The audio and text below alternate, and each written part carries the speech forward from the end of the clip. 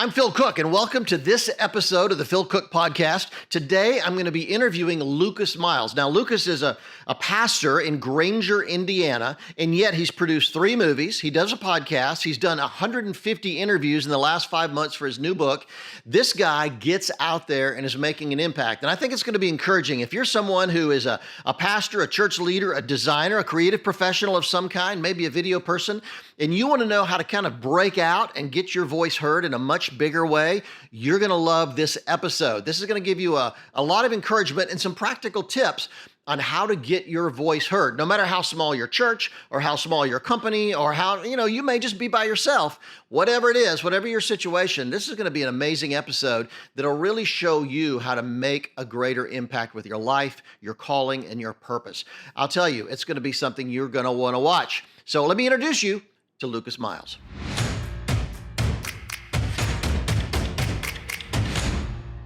Lucas Miles, I'm thrilled to have you here. But B, when we first met years ago, you were the pastor of a church. Today, you're a radio host, podcaster, filmmaker, movie producer, and still the pastor. And you're doing so many more things. How did you expand? I mean, you've exploded out there. You're a writer, by the way, too. How did this happen for a pastor in Granger, Indiana, right outside South Bend? Phil, I just took great notes at all your seminars at NRV. I mean, that's all it takes, read a couple of your books and here I am. That's what I like to hear. That's good. Where did it start? I've been, I think, on this mission for a while to figure out how to deal with the multitudinous, nature of my interests and passions and where I feel like, the Lord has kind of placed me, being from the Midwest, and really having no ties to coastal, cities in the US and kind of more of these major metropolis areas.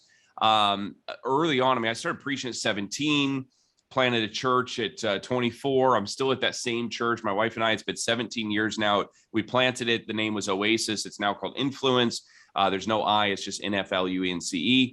And I would talk to other pastors in town during my younger years. I'll be 42 this year. So I've been doing this now for a while.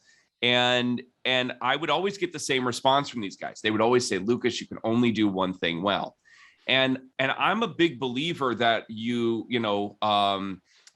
find that calling, that purpose, that mission, but I think that there can be multiple sort of avenues through which we can attack that or kind of work our way around it, to support it. And so I really set off on a pursuit to find other people who I felt like were like me, to find that tribe that I saw that could wear multiple hats, not lose their sanity completely, and that still kind of kept integrity and their marriage intact, and all these other things. And so I really started going through a process of what I call diversifying my mentors. And so I found mentors in marriage and in finances and in media. And before I knew it, I ended up, I was on a TV show in Canada talking about my first book, and the host, who was an LA guy, he'd been a pastor, he was coaching people, he was doing all of these things. And I said, hey, how do I do stuff like that? And he goes, buy a ticket to LA and come talk to me. And, I did that for a few years. I just went out there traveling and getting to know other people and meeting people. And the vision started kind of expanding. I feel like I'm in a spot where I feel, very comfortable in what I'm doing, in the sense that we're seeing stuff work. I feel like I'm in a good vein right now. I'm sure the Lord's got all sorts of surprises ahead for us that I don't, foresee, but I'm enjoying the various aspects of writing, producing, pastoring. Well, it's interesting. Let's go back a little bit, because years ago, I wrote a book called One Big Thing, Discovering What You Were Born to Do. Yeah. And a lot of, my vision was just like yours, that, that one big thing is a calling, it's a purpose, it's, what you were put on the earth to accomplish. But it doesn't mean you have to be a high school coach for the rest of your life, or a pastor, or a CEO, or a marketing director, or a designer.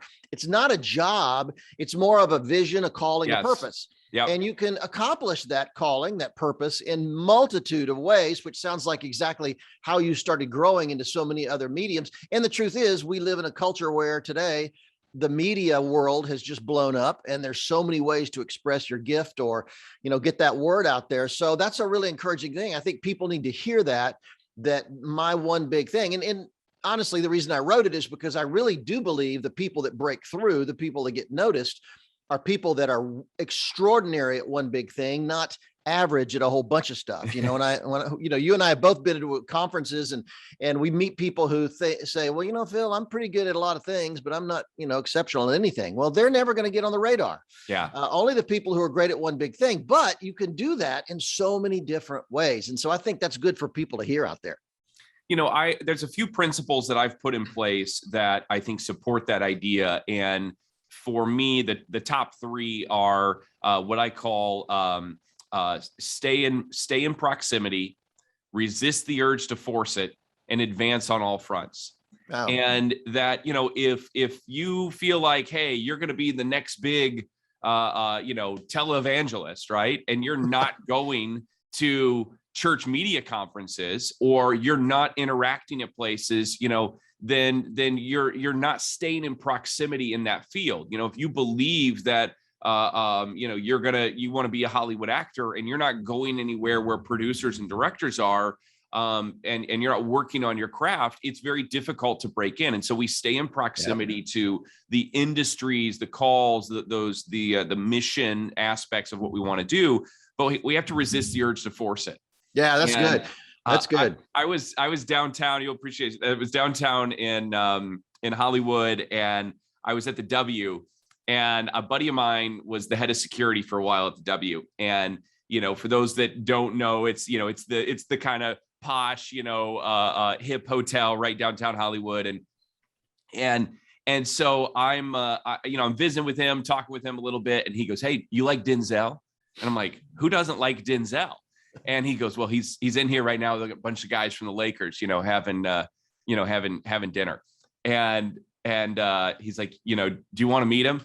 And I thought, yeah, I'd love to meet him, but no, I don't need to meet him. I don't need to interrupt Denzel. I don't have a purpose other than a cool story and an Instagram photo, right? It was enough for me at that moment just to see Denzel at the table. Like that was cool. It was like, there's Denzel. That's awesome. And someday I hope to be able to tell Denzel that story and go, right. And just to not force it, to not be the guy that's always trying to, just oversell yourself, and like allow the Lord to actually create some timing in your life, I think is important. And then third aspect is to advance on all fronts. There's sometimes where that one thing that, maybe the church, there were times where that just felt stifled. And so I started working on writing more. There's times where the writing's going and it's working. And so maybe I can go over here and develop some more of these media aspects and kind of as a chessboard, sort of start moving these pieces forward. And I think that, as opposed to just feeling like I have to do everything at once, I'm strategically looking at that based upon how they're being received and the kind of the grace and the wind behind those, at each moment.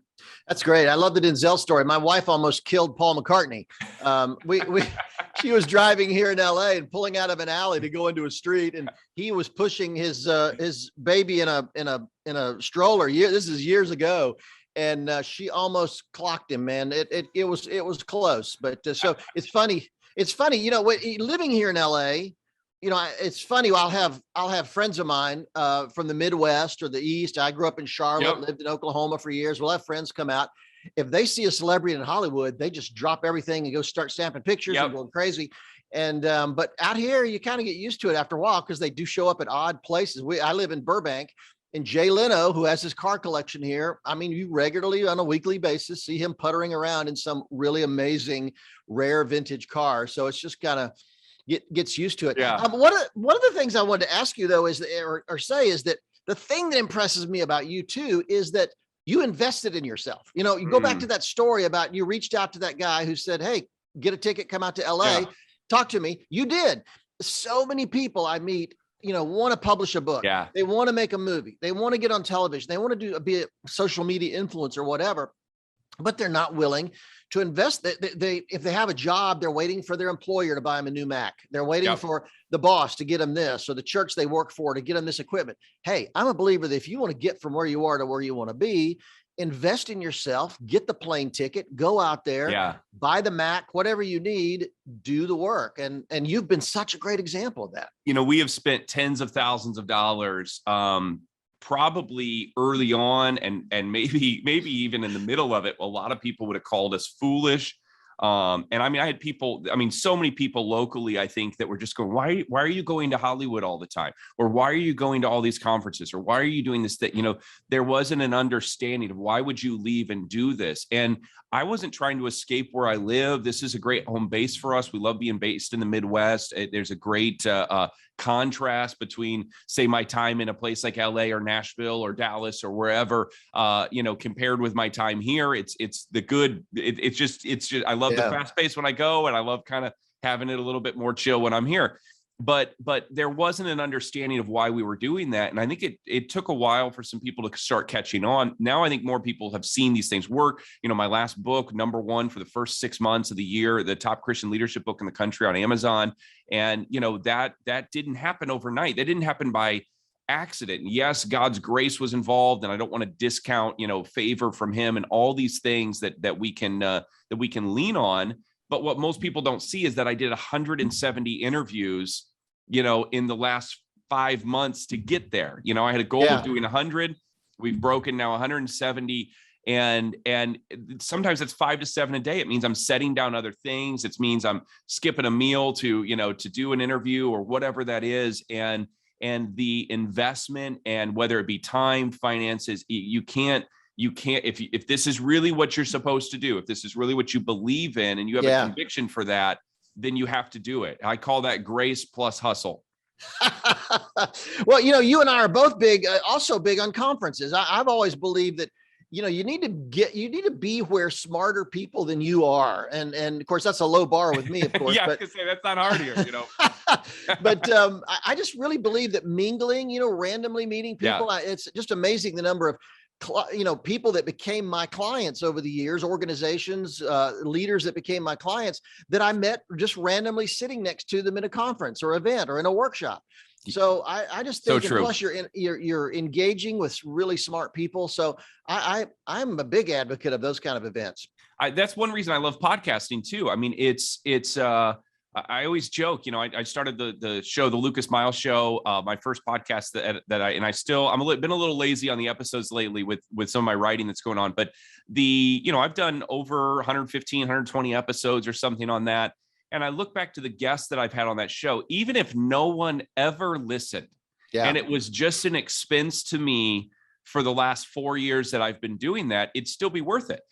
Because of the friends I've made. And, most of the guests that I have, they're people now that I could reach out and ask a question to, or, spend time with if I'm in their city or whatever that is. And, certainly not everybody. I mean, I had Sean Hannity on, and he's probably not going to call me this weekend and see how I'm doing, but it was a great conversation, and it's still an access point. There's still opportunities, to connect with people. And so you never know where this is going to go. And so I agree. I think that be in proximity, whether it's a conference, whether it's, something like podcasts, and use your resources to help, for something other than just you. And that's what podcasting does. It gives you a chance to, highlight somebody else's story and voice, which you're doing for me today. And I appreciate that. And it's a great way to meet other people and connect with them. And I gleaned a lot of that, from watching you the last few years.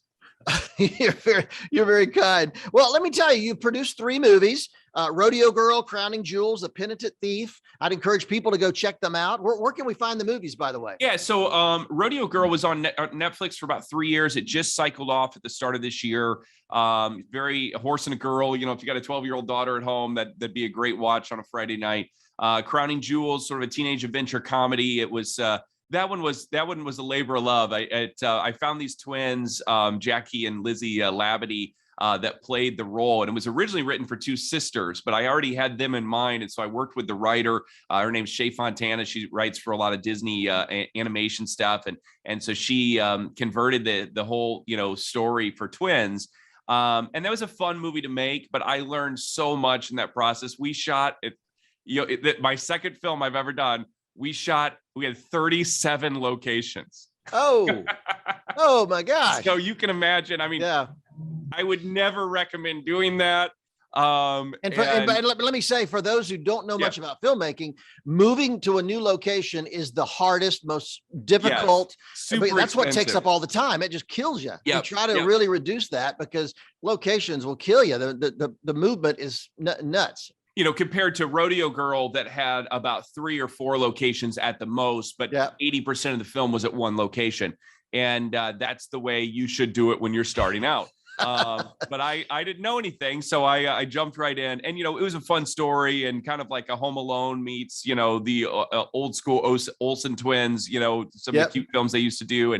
And then we just did this last one, which I was actually hired on to this last one. Executive producer Don Willis. Don was an executive with Walmart for years and had written this book called The Tale of the Penitent Thief, which was a very imaginative sort of fictional backstory on sort of what if might have happened with the two thieves on the cross. Maybe how did they get there? Yeah. And it's been, that story's been looked at a couple times, but I thought Don did a really great job with it. So he brought me on to try to bring that to life. And I started off just producing, and then about halfway through, there were some pieces moving around on the crew, and I ended up finding myself directing the second half of the movie, which was a lot of fun. And it was a good time. So those are all, I think, available on Amazon Prime now, as well as multiple outlets, but Amazon Prime is probably the best place to find them.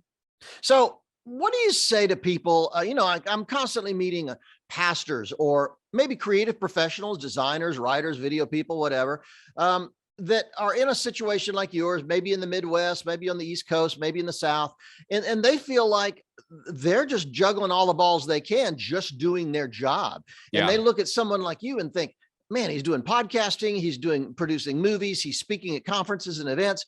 What do you say to people like that? Or, with people that do feel overwhelmed and they feel like there's no way I can break out of this enough to try to extend my reach and my impact? Yeah. A big part of this for the success that I've been able to have is having a team around me. And, first and foremost, my wife, Chrissy has been just an incredible partner for me along the way. And she's just as much as a visionary as I am. She's got all sorts of things that she's working on. But she's really served me and kind of spent some time helping me develop and sort of, I'm great at going, okay, let's do this, let's get started. But I'm not a great manager of things. And so I need somebody to kind of come along and help build systems and everything else. And she's been great at that. But, everything that I do as quickly as I can, I try to build a team around it and try to, not just delegate as in I don't want to do it and get off my plate, but finding people that really thrive at those skill sets and then helping to support, them and give the resources that they need around that. With producing, when I first, got going, it was, and I tell actors this all the time. If you want to fast track your acting career, start producing. I have more acting credits, not with any, desire to, I acted a little bit when I was younger and I enjoy it every now and then, but it's not my life call or passion. But, I'll throw myself in a movie if I'm making one, right? For a small part. And, I have more acting credits as a producer than most of the people that I know that are trying to kind of do the up and coming actor thing. And I've gotten there because, I've found a way to, build trustworthy relationships and then leverage those relationships in a meaningful way.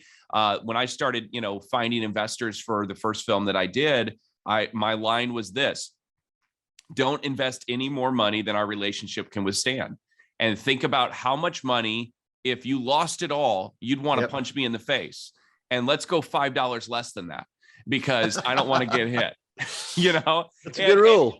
And you just, we'd always say, look, we're looking for partners and not problems. This is, film investing is, if it's with the right person, it could be a very great investment. If it's with, but I don't know as though investing with me 10 years ago or whatever it was when we got started was high risk. Yeah. And we found people that said, look, I'm doing this because I believe in you. And I get to come and bring my daughter out to set and hang out with you. And they were investing, for them, what was the appropriate amount of money for the risk that was involved. All right, now hold it a second. Let me interrupt. You said something really important there. People don't invest in projects; they invest in people. Tell me, I mean, they're if they don't believe in you, it doesn't matter how stupendous your project is. Am I right? Look, I've seen some great pitches from people that I don't know, and I'm going, I can't do anything for you.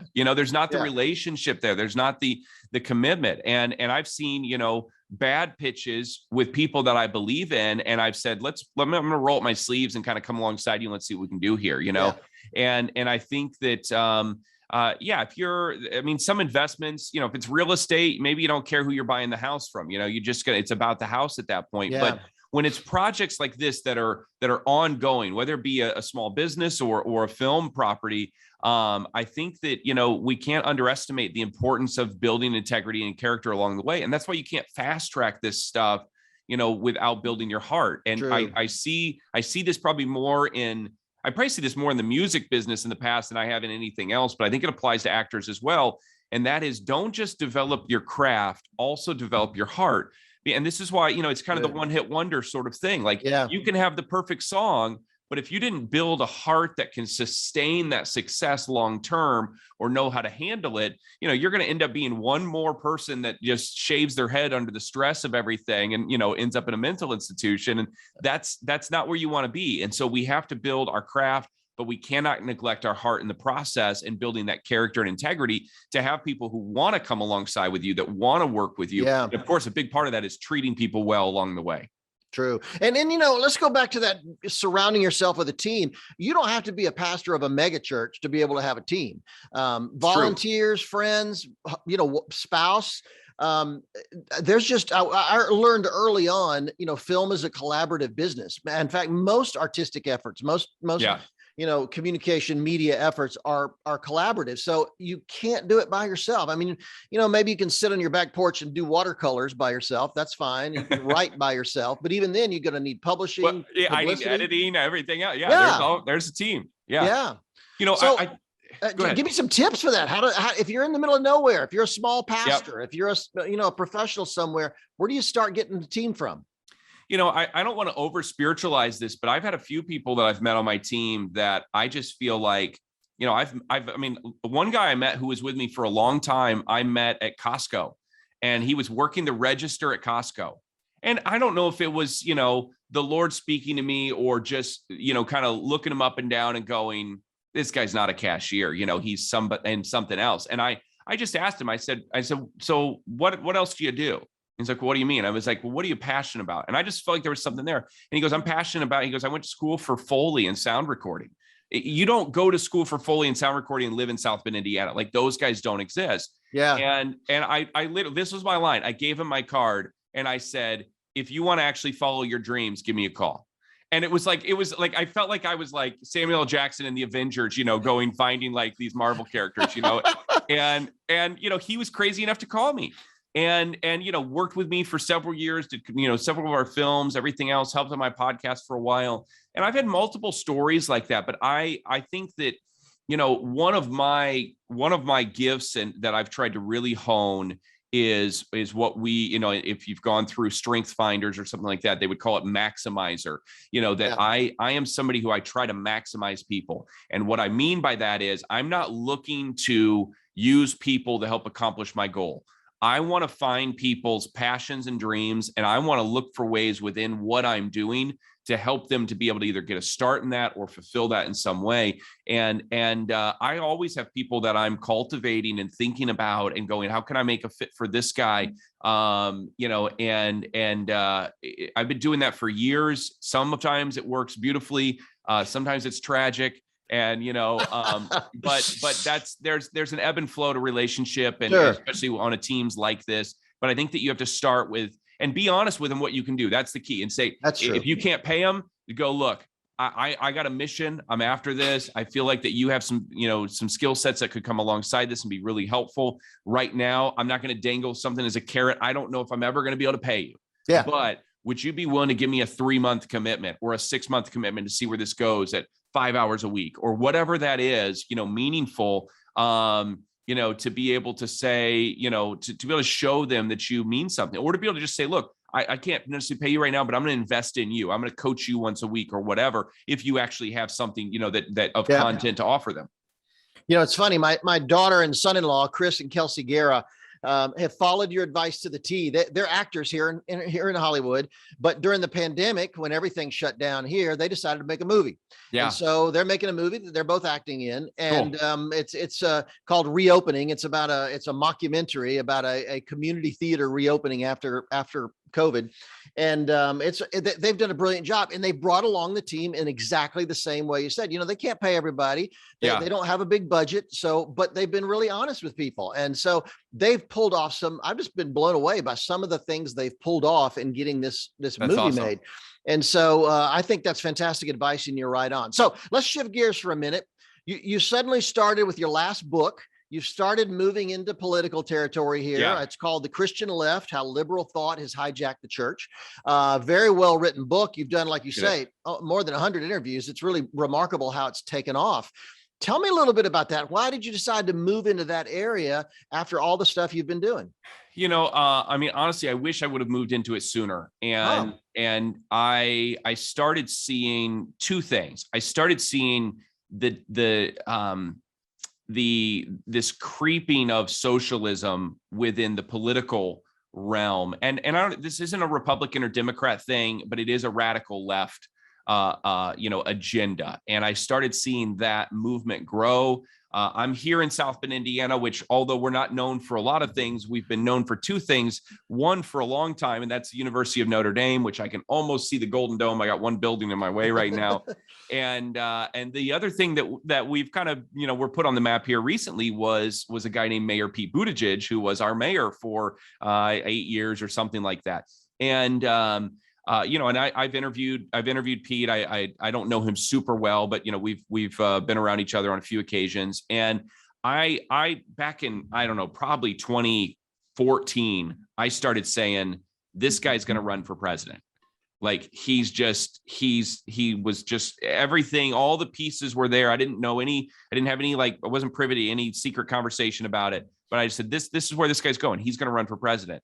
And that was concerning to me because I saw a guy who was very polished, very put together, but very, very left, and the other thing that stood out to me was that he was going on, when he spoke with, in front of cameras, and later we saw this on the campaign trail, he wasn't just, kind of spouting political talking points or campaign promises.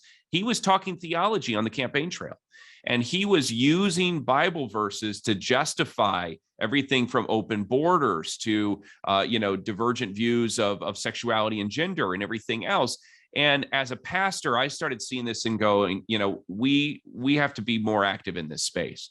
And simultaneously, I saw a lot of churches that I felt like started, and I've been known historically, most people would know me from my first book, Good God, as like a radical grace guy.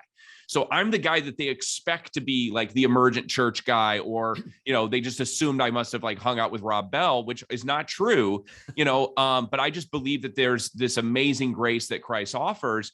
But that does not give us permission to leave the realm of biblical orthodoxy. Grace is orthodoxy, but licentiousness or kind of this liberal, permissivism is not. And so I really felt like there was a call on my life to help protect the church from some of these errors. The error I'm seeing more than anything right now is not legalism like it used to be. The error that's now is this sort of liberal progressive slide. And really, when I say progressive, I mean progressive philosophy, even more so than politically. And so I had to jump in the fight. And I didn't know the book, The Christian Left, was going to be so timely. Started about 2 years before it came out. And man, the Lord just dropped that right in the middle of a perfect time. I wanted it to come out before the election.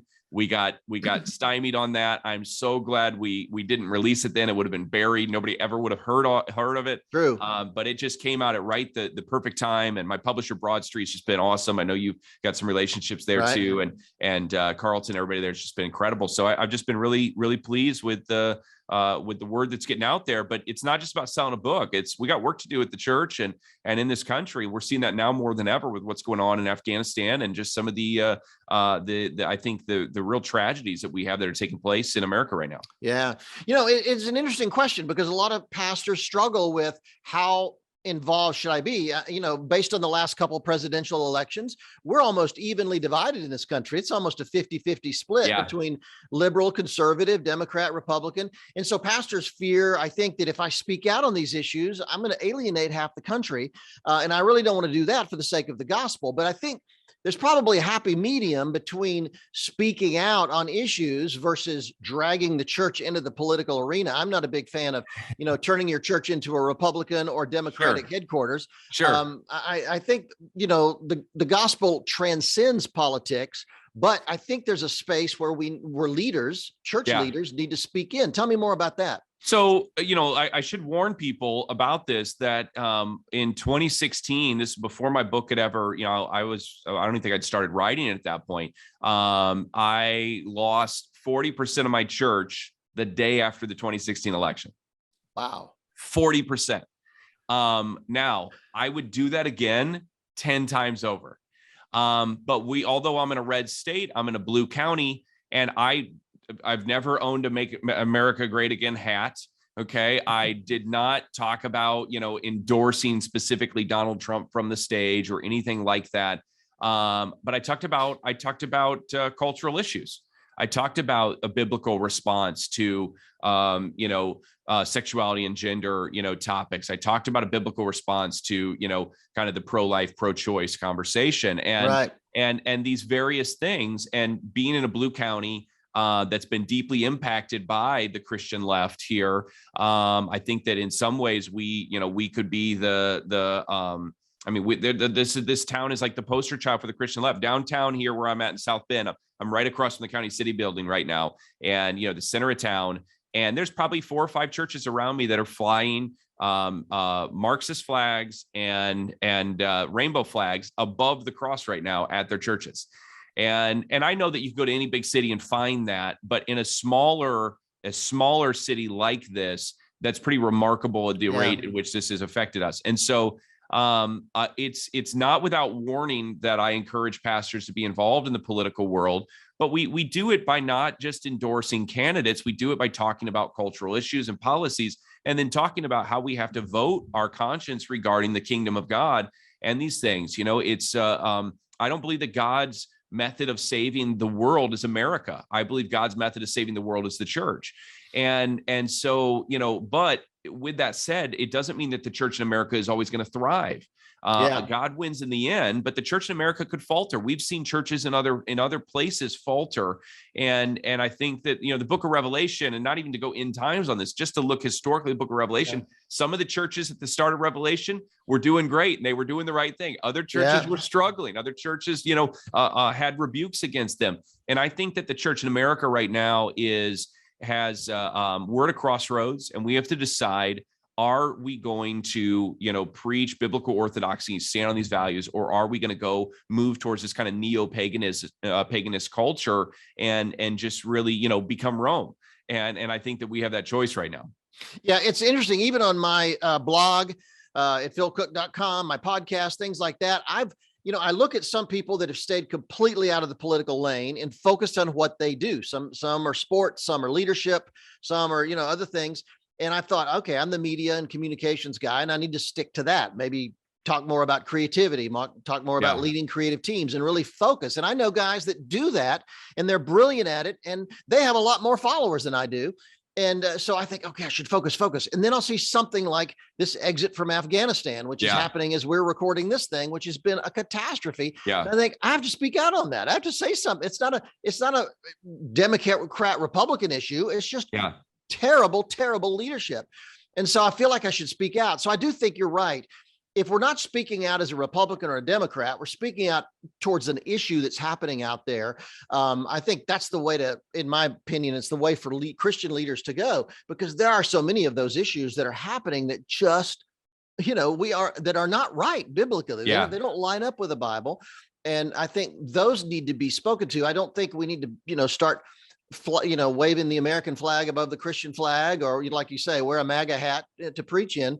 But at the same time, I do think there are issues that need to be addressed. And I would encourage pastors listening to follow your advice. In fact, I'd encourage people to get your book, The Christian Left, to go get it, because that'll give you some perspective on the journey you've been on, and where you draw those kind of lines. Yeah, I tried to, one of the things I do in The Christian Left is I provide sort of a new model of the political spectrum. And so I'm not necessarily the first to put it in this sphere, but I think that I did something unique in this. We typically think of left-right politics as sort of this linear, thing. And you have, fascism on the one extreme side and anti-fascism on the other, And in reality, I think that a more of a circle model is more true to what the political spectrum is actually like. And things like, communism and radical socialism and fascism and anti-fascism that we're seeing through Antifa, things like the KKK, all this sort of stuff, Nazism, all of those are much closer to each other than they are to, say, traditional Republicans and Democrats. Yeah. And I've built this around more of an American concept of politics. And so, for friends elsewhere, I think it still has merit, but the parties, might need to look differently. But what I did differently in this, I'm not the first person to put that in a circle, but what I did is I added this, what I call a float line. And so you have this circle of the spectrum of kind of a Judeo-Christian framework at the top. And sort of, again, we used to have Republicans and Democrats working together has helped do great things for this country. Yeah. What the polarization we've seen as those two groups move further and further away from a moderate kind of constitutional centrist position, that's where we start getting into trouble in America. And so this float line, I call this sort of this, it's basically this demarcation of faith. And so you can be a Democrat and be a believer. Now, we used to see more pro-life Democrats. We used to see more Democrats talking about their faith and in biblical centric, Christ centric sort of ways. Now we see them talking about faith from a social gospel standpoint, but that's a different thing. Yeah. And so this float line kind of goes up and down with culture. And right now it's skewed pretty far one way where, I think there's still some Christian Democrats that are out there. They're just not very vocal. And we have maybe more realms of faith that are existing in conservative sides. But that could change tomorrow. Something else could flip and we could lose. We see a godless right that is rising up and everything else. This is never about Republicans or Democrats. It's about looking for faith within this. And then when you get below that demarcation line, the further away you go from kind of the top of this circle. So I built this all out. So I think it'd be interesting for people. I think especially for pastors, a way to frame some of their teaching on cultural issues to help them not to hopefully mitigate some of the divisiveness of this. I wish I would have had that model in 2016 when I started preaching about some of these things. It might have helped our case and build some more allies. But it's now something that we're using. And I very quickly, when I go into churches, usually one of the first things I say is like, this is not a Republican or Democrat thing. This is a word thing. And it's really about, do you believe the word of God or do you not? And you can like unions and still believe in the word of God. But if we start, approving of socialism that's been responsible for 100 million deaths worldwide, since its formation, that doesn't really line up with a biblical worldview. So, as so many people have said, we're still living off the fumes of a Judeo-Christian culture. And I do worry that unless we start speaking out, particularly church leaders start speaking out, we're just going to keep declining and declining and declining. So I would encourage people to get your book. It might give them an interesting perspective. So how do we find out more about Lucas Miles? So really all things Lucas Miles, you can head over to lucasmiles.org. You can find speaking tour, grab the books. You can get the books, of course, anywhere books are sold. But if you get them through my site, I autograph every book that leaves our offices. So if they're interested in that, you can check it out there. I'm pretty easy to find on social media. I have a lot of those links on my website, but Instagram, I've been fairly active on TikTok lately. I've decided at Christmas time, I'm going to try it out a little bit. It's actually been one of my fastest growing platforms organically that I've got. So I answer questions about Christianity and things like that over there. So you can find me there as well. Hey, somebody asked me just the other day, can a Christian leader have a presence on TikTok without it being funny or cute or silly? And I didn't have an answer for him. How would you answer dance. that? I don't dance. I don't feel like I'm particularly, I got a dry sense of humor. I might be, witty at times at a dinner table, but I don't feel like I'm overly funny. But I'm answering questions about Christianity. I'm trying to, make it interesting, attractive for people. And it's been a lot of fun. And honestly, I did a video. I spoke at a local school board here about a month ago. The high school I graduated from, they started introducing critical race theory, everything else, what's happening around the country. And I did a 3-minute, talk there. It was my buzzer time. That's all they gave me. And I posted that to TikTok, and that went sort of viral. We had about 150,000 views or something on that. Wow. And it's getting out there. So there's a lot of movement within major cultural issues beyond just kind of the dancing cats and stuff like that that's happening there now. Well, the thing I admire about you most is you're willing to try. You whatever platform, whatever media, you're willing to get out there. And I think pastors could learn from that. There's so much they could learn from you, just being willing to fail if that's what it takes in order to achieve something, and try and take new ground for the gospel. So thanks so much for being on. This is all. Whenever I'm with you, I'm always inspired. This has been fun. Hey, I appreciate that, Phil. Thanks for having me. We so appreciate you joining us on this episode with Lucas Miles. It's been a great interview, and I'd encourage you to go check him out, lucasmiles.org.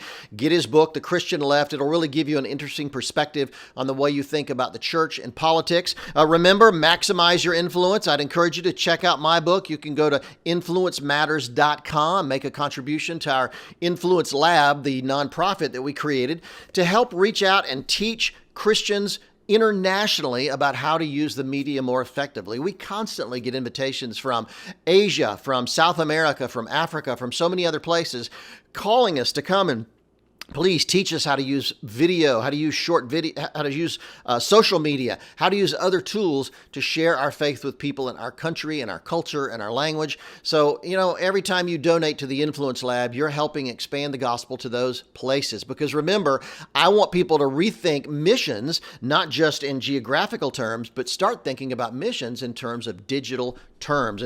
And I'll tell you, donating to help get this book, Maximize Your Influence, can make a dramatic influence for people all over the world.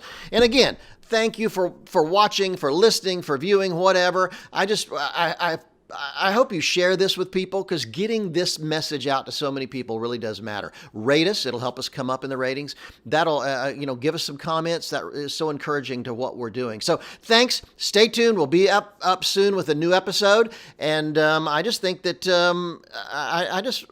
I have to say, I love you guys. I'm really so grateful for this community of people that have surrounded us and been so encouraging in helping us get this word out. Thank you for being a part of this.